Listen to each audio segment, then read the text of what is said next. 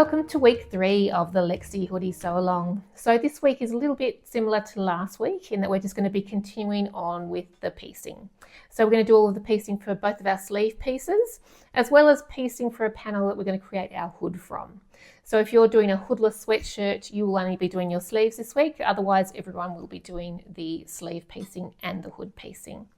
So not a whole lot of new techniques that we're going to be showing today, but I'm still going to record some of the process and hopefully there's some little bits and pieces you might glean from that. I hope you really enjoy finishing off the piecing this week, getting that all done and underway. Yeah, enjoy the process, guys, and have a really good week.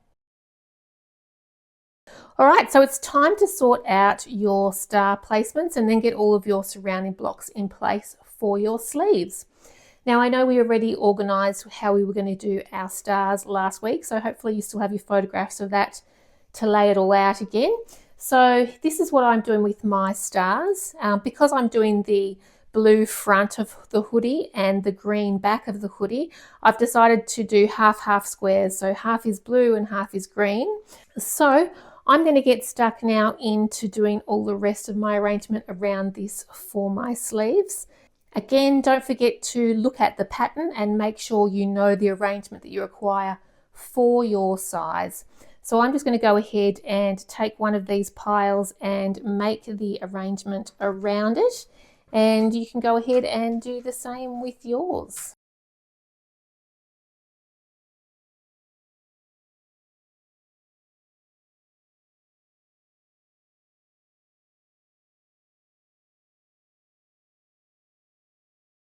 So I've gone ahead and laid out one of my sleeves here. So again, be referring to your pattern to make sure you know how many squares that you need. I'm quite happy with this. Now again, as I did with my bodice front and bodice back, I've added an extra row at the bottom to just give me some more length. So if you have enough squares, you're tall, or you just like a long sleeve, then perhaps consider adding a row at the bottom like I have. Now, another thing to mention as well is that you've got to remember that your two sleeves are mirror image pieces. If you were sewing along with me and doing a similar hoodie to mine, where you're doing two different colors on front and back, then when you're doing the star placement, you need to make sure that they are mirror image. So depending on your piecing, that may be something you need to consider. But if you're not doing that, then it really does not matter at this stage. So I'm going to clip these up like I did with the bodice front and bodice back pieces. So again, we're just going from the leftmost and we're just going to pick up these piles, keeping everything upright. And then I'm going to get one of my clips and clip it on the top. And then I am going to get my fabric marker and I'm just going to put a 1 on that. That is my row 1. So I'm just going to continue on in the same way with each row. All right, so go ahead and do that and then go ahead and do your second sleeve as well. And we're going to start sewing those up. It's now time to start sewing together your rows. And we are going to do this with the exact same technique that we used last week, sewing together our bodice front and bodice back panels. So if you've prepared your piles like I have, start with your top square, which will be the leftmost, and continue sewing the next squares to the right of your strip. Do this with all of your strips and pop them aside so that we can press those all at the same time later. Once you have sewn all your rows together, place them in order on a pile and then iron them, alternating the direction of the seams for each strip. When you get up to your star blocks, you may like to press these towards the high volume fabrics again, as we did for the bodice front and the bodice back. Don't forget to clip off those extra little triangles.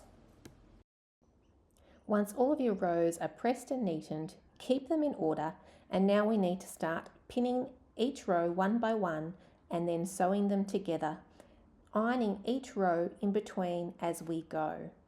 Do this to create your complete sleeve panel and then repeat a second time to create your second sleeve panel. Okay, so I've just laid out all of my hood blocks here.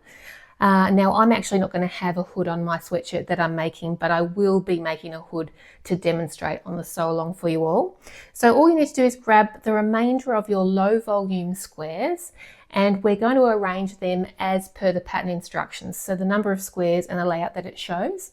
So I've just done this here. This part here is going to be the two sides of the hood, and this section here is actually going to be the third gusset piece on the hood. If you do have any directional prints, make sure you lay out your panels as per on the pattern. So for the hood, it shows to have the 10 wide by 6 up, so make sure everything's upright in that way. But for your gusset piece, also make sure the same, so as it is pictured in the pattern, so it's going upwards like that. And as you can see, my directional prints are little birdie there, they are all that way. So if I had accidentally laid out those strips in the same way as I had these, I might have ended up having my directional prints going the wrong way on the back of my hood. Now look, it's not a big thing, but for people who are using really specific directional prints, it's just a good little tip to know to make sure you do that. So I'm going to do the exact same that I have done with all of my other hoodie pieces, in that I'm going to make my little rows, and I am going to sew those together and press. So once you've finished all of your piecing for this week, make sure you give everything a really good press, get all of your seams lying really flat and neaten up, pulling any sort of loose threads out from anywhere. So the 4 pieces we've completed this week are this little panel here, which is the hood gusset, or the center part of the hood. You'll have this larger rectangular panel, which is actually for the hood sides. So later on, this is going to become the left and right side of the hood.